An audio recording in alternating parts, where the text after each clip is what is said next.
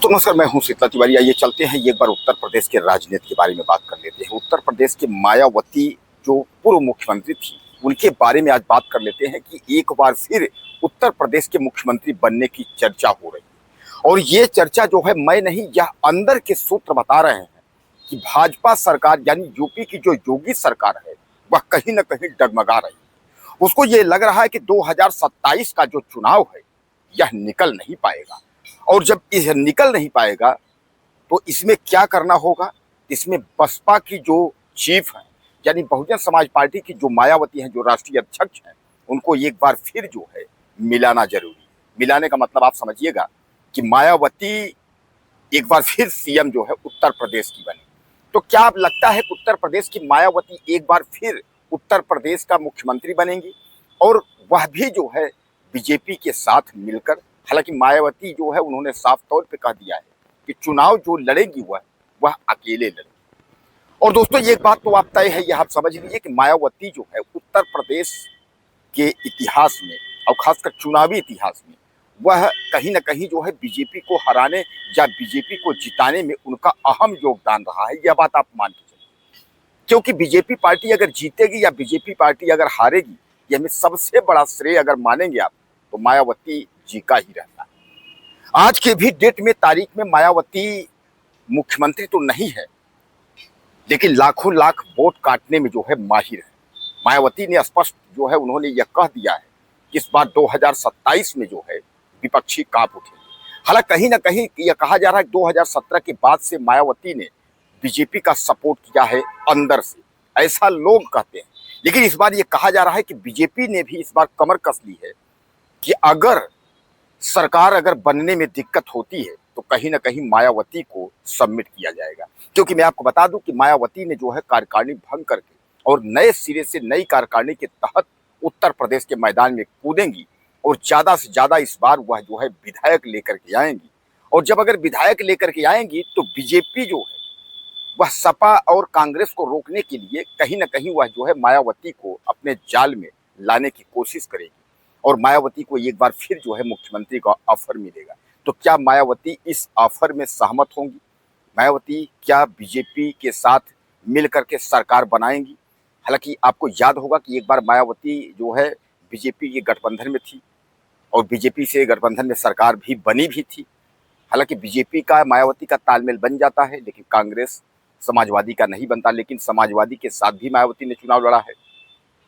तो इस बार जो समीकरण है वह कुछ बदला बदला दिख रहा है। दोस्तों मैं आपको बता दूं कि उत्तर प्रदेश 2027 के चुनाव को लेकर के जिस तरीके से पार्टियां अपना अपना कमर कसी हुई हैं, उसी तरह जो है बीजेपी में बौखलाहट बढ़ती चली जा रही है। बीजेपी को ये लग रहा है कि जिस तरीके से केंद्र स्तर की जो प्रॉब्लम है, जैसे कि डीजल पेट्रोल का है, गैस का है, यानी केंद्र स्तर के जो भी प्रॉब्लम है वह राज्य स्तर तक के लोग उसको जो है सीरियस ले रहे हैं। हालांकि परीक्षा लीक यानी पेपर लीक के मामले को लेकर के कहें या जो भी समस्याएं, जो लोकल समस्याएं हैं, उस पर तो पार्टी जूझ ही रही है। लेकिन जो बड़ी समस्याएं केंद्र स्तर की हैं वह भी उत्तर प्रदेश के गले की फांस बनी हुई है। तो कहने का तात्पर्य एक और जहां किसान भी सड़क पर है, छात्र सड़क पे है, आंदोलन चारों तरफ है, महंगाई चारों तरफ है, तो इस पर कहीं ना कहीं सरकार जो घिरी हुई है, तो सरकार ने जो है अब पलटी मारनी शुरू कर दी है। अंदर से सूत्र बता रहे हैं कि प्रॉब्लम ये चल रहा है कि सरकार हारने के कगार पे अगर होगी तो कहीं ना कहीं मायावती को सबमिट करके और सरकार बनाया जाएगा। तो क्या बीजेपी एक बार फिर 2027 में वनवास पर जाने की तादाद में? क्योंकि मैं आपको बता दूं केंद्र से लेकर के और राज्य तक जो है जिस हिसाब से बीजेपी के लोग आग लगाए हुए हैं पार्टी में और एक दूसरे में आरोप प्रत्यारोप के दौर में जो पार्टी जिस तरीके से परेशान हुई है, तो ऐसा लगता है कि इस बार जो है योगी आदित्यनाथ के सानिध्य में चुनाव होगा और 2027 में क्या बेड़ा पार होगा। हालांकि मैं आपको बता दूं 2017 में केशव प्रसाद मौर्य, 2022 में योगी आदित्यनाथ, क्या योगी आदित्यनाथ का जादू उत्तर प्रदेश में 2027 के चुनाव में काम आएगा, यानी जादू लहराएगा? दोस्तों सबसे बड़ा सवाल मैं आपको बताऊं कि आपको याद होगा कि 2017 के पहले एक ऐसी पार्टी जो कि पूरे उत्तर प्रदेश में सबसे जो है बड़ी पार्टी और पूर्ण बहुमत में सरकार बनाने वाली पार्टी, यानी हम जिस पार्टी की बात कर रहे हैं बहुजन समाज पार्टी यानी बीएसपी, मायावती की पार्टी, और 2017 के बाद जो है इतनी बड़ी पार्टी का उत्तर प्रदेश में विलय हो जाना, आखिर उसका वोट बैंक कहां गया? सब लोग यह जानना चाहते हैं कि आखिर बीजेपी का, बीएसपी का वोट बैंक किसने हासिल किया?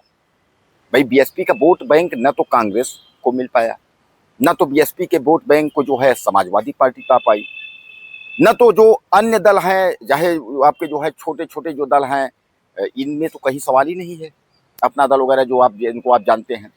तो आखिर बीजेपी की जो वोट बैंक थी वो कहाँ गई?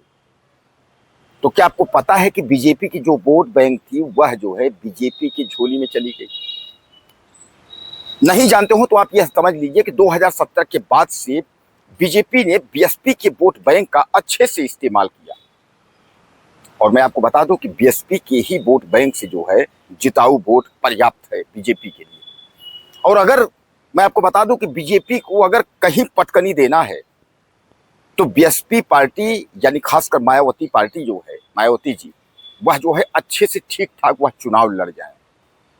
लोग तो ये आरोप लगाते हैं कि मायावती जहां से चुनाव लड़ती हैं तो वहां तो ऐसा कैंडिडेट खड़ा करती हैं वहां से कि पता चलता है कि समाजवादी का जो है वोट काटे और बीजेपी का वोट प्लस हो। भाई इस तरीके से चुनाव लड़ेंगी तो सामान्य बात है कि बीजेपी जो है जीतेगी, लेकिन उनको निष्पक्ष होकर के चुनाव लड़ना पड़ेगा बीजेपी को अगर पटकनी देना है तो। और अगर कहीं मायावती निष्पक्ष होकर के अगर चुनाव लड़े, मतलब स्वतंत्र होकर के वो चुनाव लड़े, किसी के दबाव में नहीं, क्योंकि ये लोग यह भी सूत्र बताते हैं कि कहीं ना कहीं वो जो है बीजेपी के दबाव में आ जाती है। अब बीजेपी के दबाव का मतलब आप समझ लीजिए, बीजेपी के पास सब कुछ है, मौजूदा वक्त में सरकार है, ईडी है, सीबीआई है, फलाना है, ढनका है, सब कुछ है। भैया वो कुछ भी इस्तेमाल करके उसके बाद आपको डराएगी, धमकाएगी। तो बुआ अब अखिलेश के साथ जाएंगी नहीं, या बुआ एक बार फिर बीजेपी के साथ जा सकती है, यह भी सूत्र कह रहे हैं।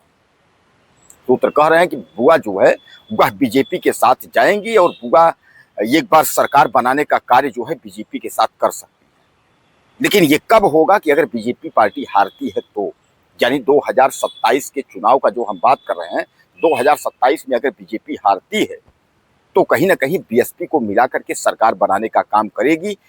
वह जो है समाजवादी पार्टी और कांग्रेस को मौका नहीं देगी, और वही समाजवादी और पांडे जो है कांग्रेस, ये दोनों मिल करके और ताल ठोक रहे हैं कि हम लोग एकजुट होकर के चुनाव लड़ेंगे इंडिया गठबंधन की तरह। जैसे पिछले आपने देखा था, उस तरह चुनाव लड़ेंगे और लड़ करके उसके बाद हम लोग जो है परचम लहराएंगे, उत्तर प्रदेश से जो है पार्टी को यानी बीजेपी को भगाएंगे। तो दोस्तों कुल मिलाकर के आप यह मान के चलिए कि जो 2027 का चुनाव है, यह 2027 का चुनाव आर पार का लड़ाई है, जहां एक दल को जो है धीरे धीरे करके समाप्त हो जाना होगा। अगर 2027 में बीजेपी अगर जीती तो विपक्ष धीरे धीरे उसकी पतन हो जाएगी, यहीं से खत्म हो जाएगा। और अगर विपक्ष इस बार निकल गया, समाजवादी पार्टी या कांग्रेस की सरकार बनी, तो यहीं से बीजेपी की पतन शुरू हो जाएगी। तो 2027 का जो है यह सबसे बड़ा विधानसभा चुनाव एक नया इतिहास लिखने जा रहा है। तो क्या लगता है आपको, मायावती अगली मुख्यमंत्री बन पाएंगी या बीजेपी के योगी आदित्यनाथ ही मुख्यमंत्री बनेंगे? आप अपना ज्यादा से ज्यादा कमेंट करिएगा और चैनल को जरूर सब्सक्राइब करिएगा। अगले वीडियो के लिए।